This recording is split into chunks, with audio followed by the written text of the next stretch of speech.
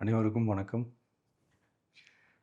ஒரு 20 வயசு இளைஞரா இருக்கும்போதே, புரட்சித் தலைவர் எம்ஜிஆர் அவர்களை நம்பி, அவங்களுடைய மன்றத்தில் சேர்ந்தவர்.